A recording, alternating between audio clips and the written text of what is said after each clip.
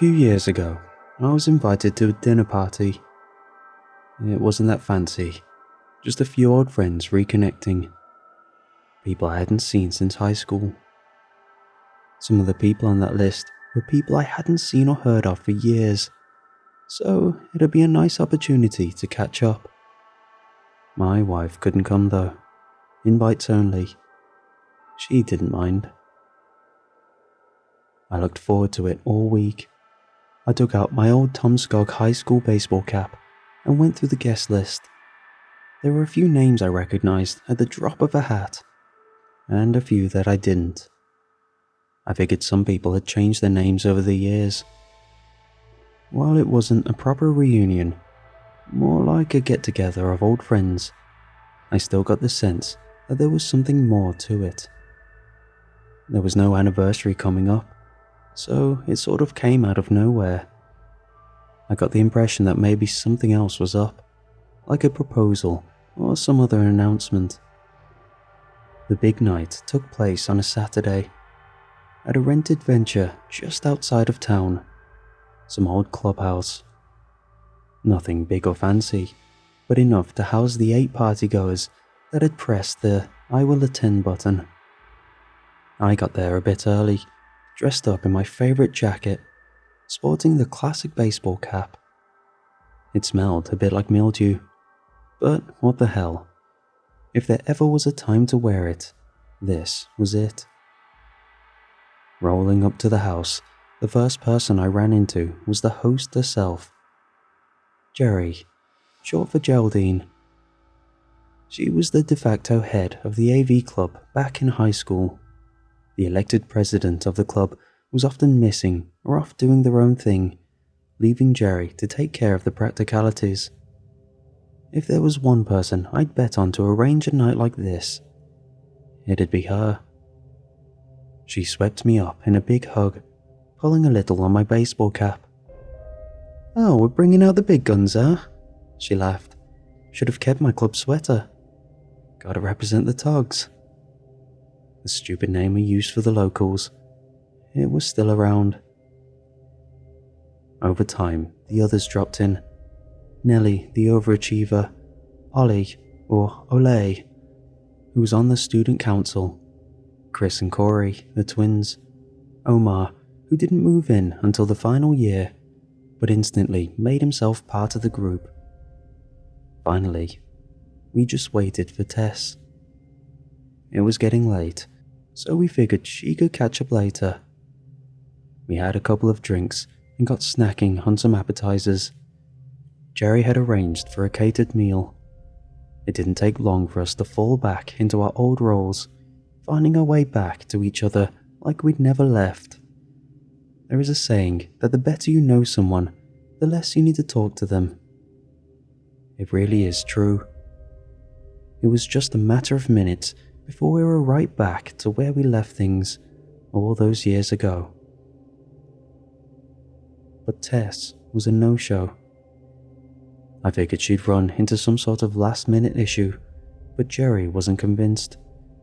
If anything, Jerry was being a bit strange about it, avoidant. Halfway through the main course, Nellie checked her phone. She fell silent all of a sudden. It was hard to tell, since everyone else was laughing and chatting about, but I saw her lift her hand to her mouth, and her eyes stopped blinking. She'd seen something shocking. I gently elbowed Omar next to me, who noticed the same thing. Once the two of us quieted down, so did the others. It didn't take long for the entire table to notice. Nellie looked up at us. There's been an accident. I think Tess is not..." She sniffled, putting down her phone. She buried her face in her hands, trying her best to hold back the tears. Everyone picked up their phones, trying to see if what she'd said was true. Checking local news, social media, anything. But I kept my eyes on Jerry. She was unnaturally quiet about this. It didn't take long for the room to devolve. Nellie was openly weeping. Olay just went pale, staring into the wall. Chris and Corey started arguing about the details as they differed from one source to the next. Omar just shook his head over and over, trying to convince himself it wasn't true. But of course, it was. Turns out Tess had some kind of aneurysm earlier that day. Out like a light the moment she sat down in a car. Completely unavoidable and undetectable. It just took some time for people to notice, since it looked like someone just sitting in their car. But Jerry just sat there, sipping a wine. She didn't look at her phone, and she didn't join the conversation.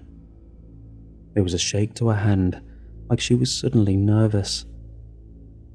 I wanted to pull her aside and ask her about it, but there was no space. People were talking over one another, calling out, demanding my attention. All the while, Jerry didn't move a muscle. Then, the power went out. It went completely dark. For a moment, all I could see were faces lit up by smartphone screens like ghastly apparitions. I joined in, and so did Jerry. The discussion just died as we all looked at one another. At some point, someone turned their phone towards the table, as if looking for something. As the light panned across the room, we all noticed, in unison, a shape. It was only there for a fraction of a second.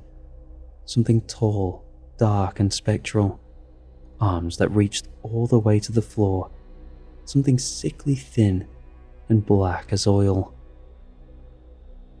There was a shrill screech, like the cables inside the walls were burning, screaming for help.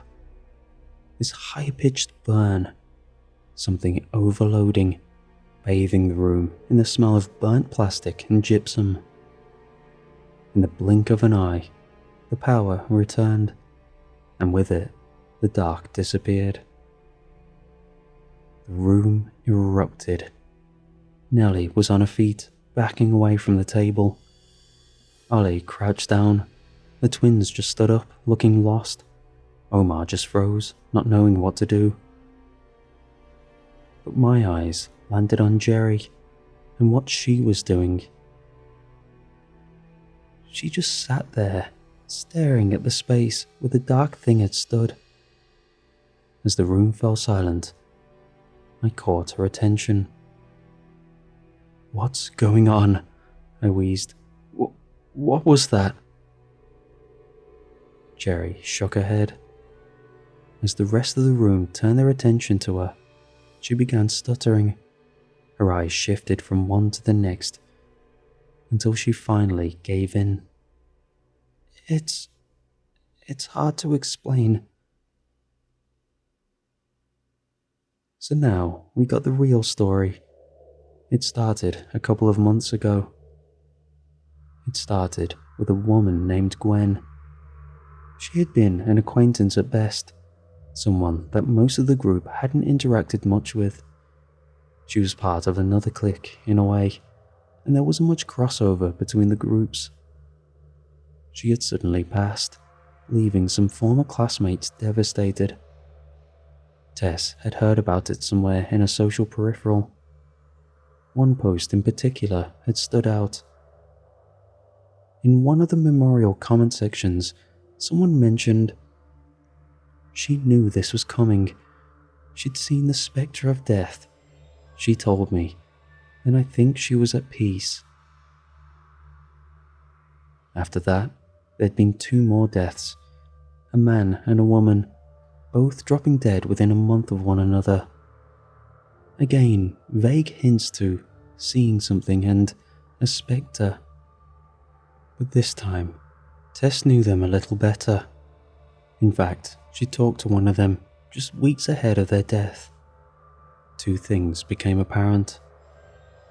1, that they were being followed by something. And 2, that they knew their time was running short. By that third death, Tess figured it was no longer a coincidence. Their old friends were dropping like flies.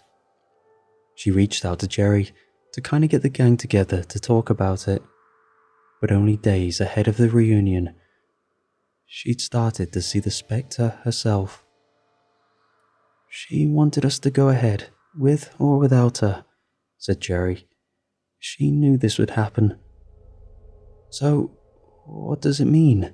Nellie asked. "We all saw it. Are we all next?" Jerry shook her head as the questions rained. "What the hell is that?" yelled Corey. "Were you going to tell us?" Chris joined in. Question after question after question. Finally, Jerry just slumped into a chair, still shaking her head. "I don't know," she repeated over and over. I just don't know." Ollie was the first to react. He headed for the door. "I'm getting the hell out of here," he yelled. "Screw this." The moment he opened the door, the power was cut again. My phone was glowing hot in my hand, overloaded by static electricity. All the illuminated faces flickered as our phones struggled to stay alive. In the vague flicker from one of our phone screens, I only caught a glimpse of it. A figure so tall we couldn't see the head as it loomed outside the door. An impossibly long arm reached in. Ollie just screamed, devolving into a series of ever-repeating no-no-nos, until he was silenced. It took longer for the lights to return now. When they did, Ollie was curled up on the floor like a dying bug, face frozen in surprise and horror. He was already pale as limestone, his eyes glazed over, a single tear in the corner of his frozen eye, dead as a doornail.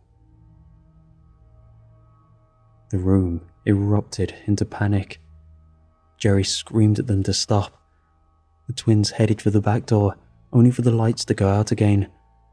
I could hear a bulb pop from the fridge, and I could smell something burning.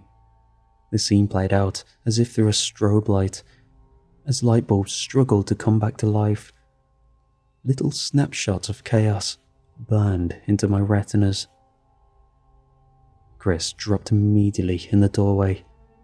Corey made it all the way back to the dinner table before he collapsed, an impossibly long arm touching the back of his head.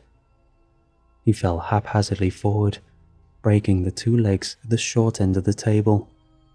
He pulled down most of the tablecloth, along with the plates and glasses. Carefully prepared mimosas and half-drunk wine bottles spilled onto the floor, mixing with froth and dust.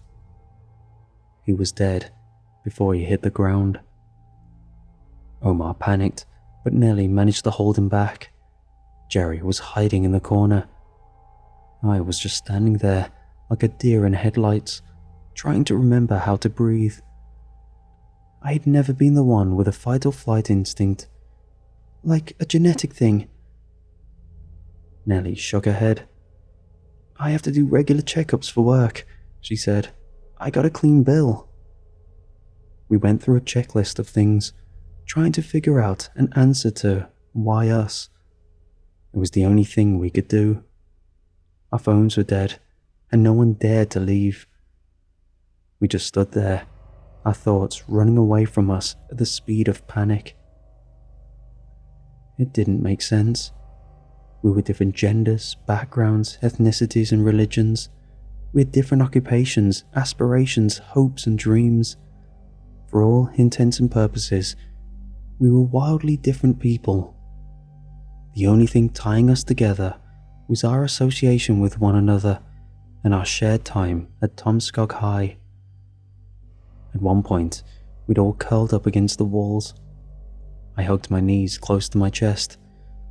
I couldn't look at Jerry without my eyes crossing paths with Corey's body, curled up like a dead bug, fingers twisted and turned in a painful final expression.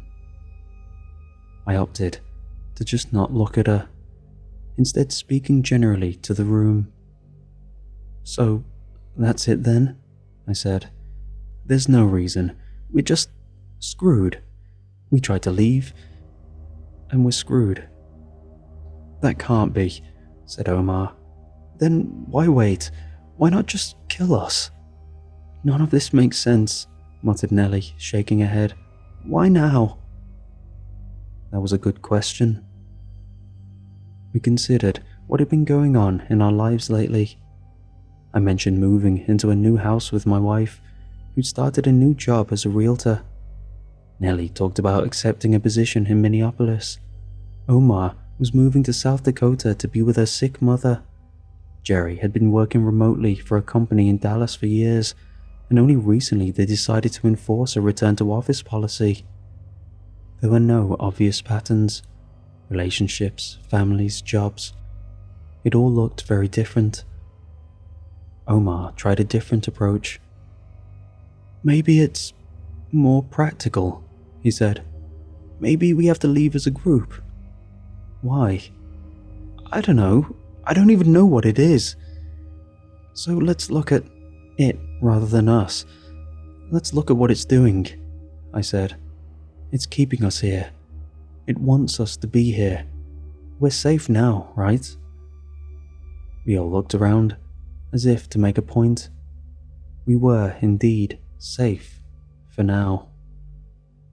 But despite it all, no matter how much logic we tried to apply to it, I couldn't wrap my brain around what we'd been looking at.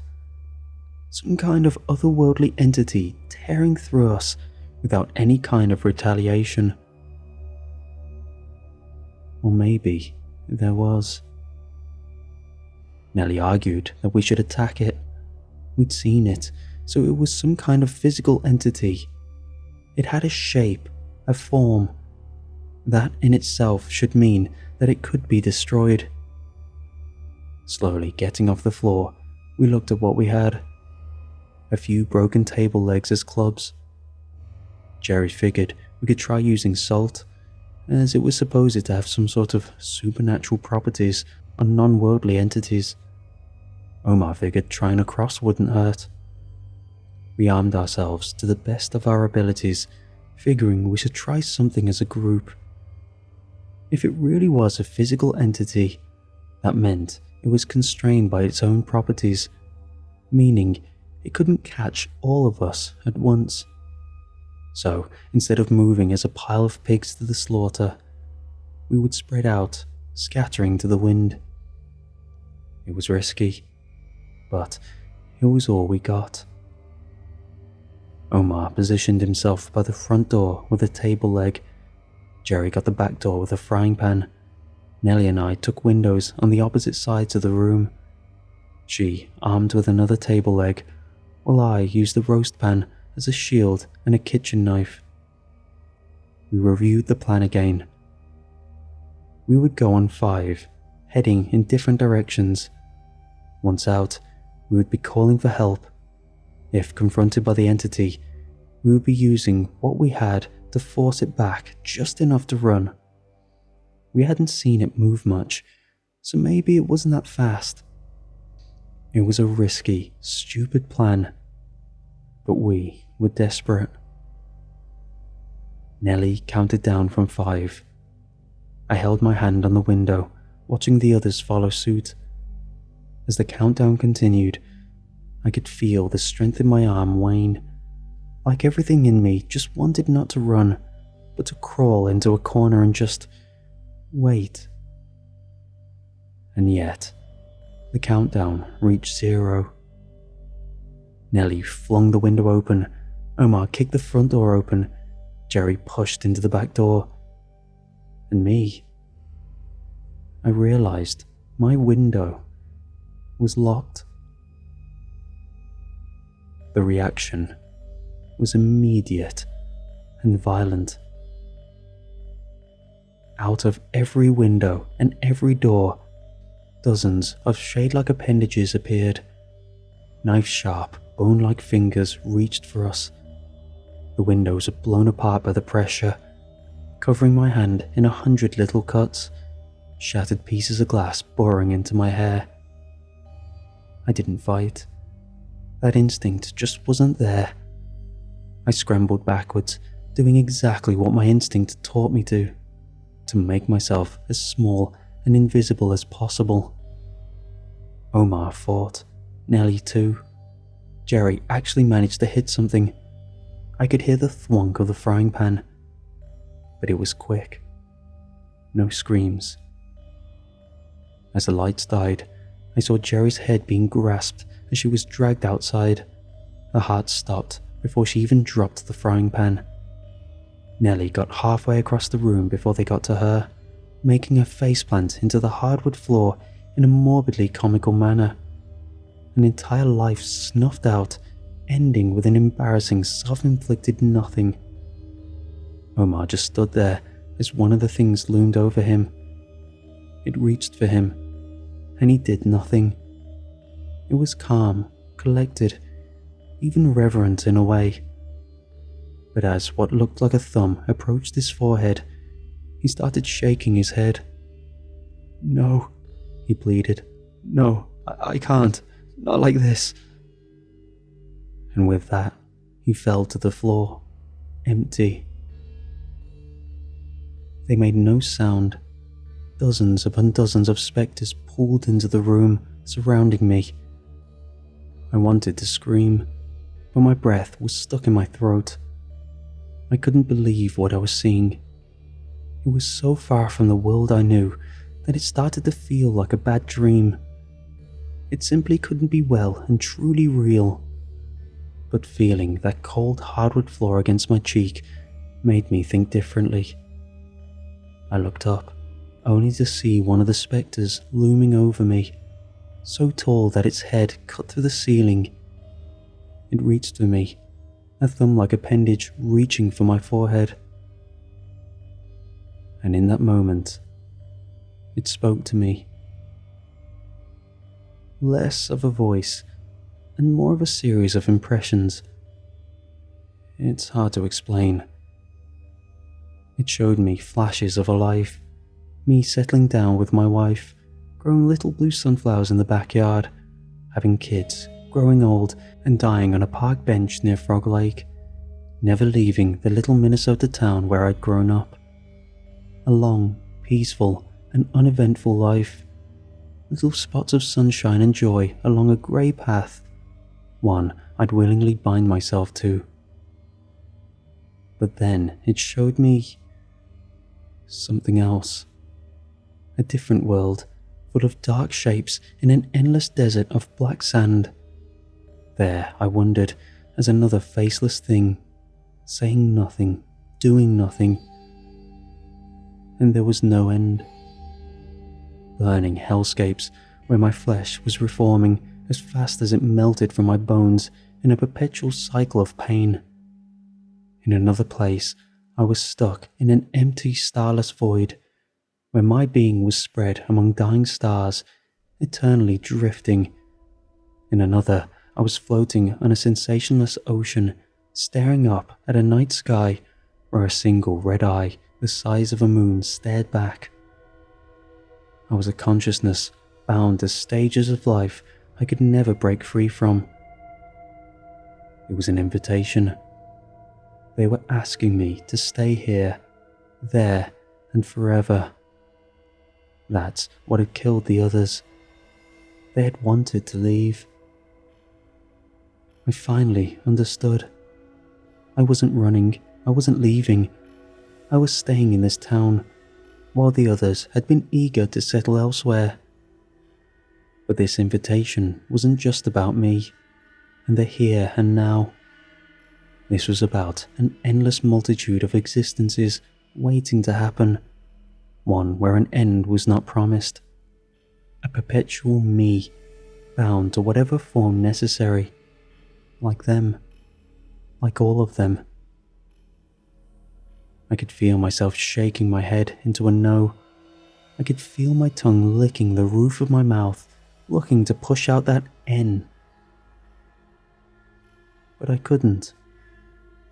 I froze. "Yes," I cried. "Yes, of course." cold thumb touched me, as if drawing an invisible mark across my forehead. And that was it. One by one, they left. They'd gained what they came for. A recruit. Someone to stay with them, to join their group at an unfathomable cost. The final one left with a breeze, knocking over my Tomskog High baseball cap. Home of the Togs. I just stood there, alone. Contorted remains of people I used to know littered the floor. Husks. The lights came back on, phones buzzing across the room, pings from missed calls and messages.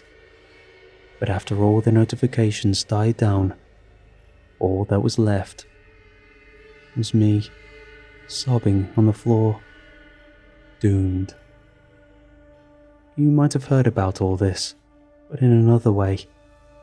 They blamed it all on wine poisoning.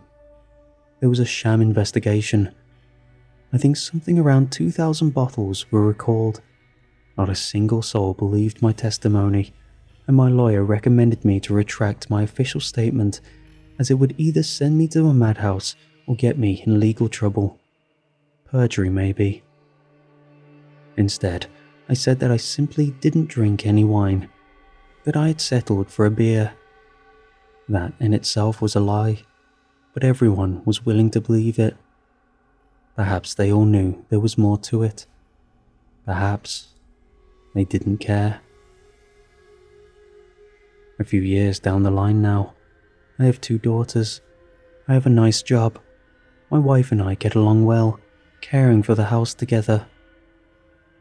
It is a good life, but I can't help but to get that nagging feeling that I've doomed myself, that there was something waiting for me that I can't come back from, that maybe, at the end of all this, I am the one getting the raw deal, and not the shriveled up corpses that I left behind in that clubhouse.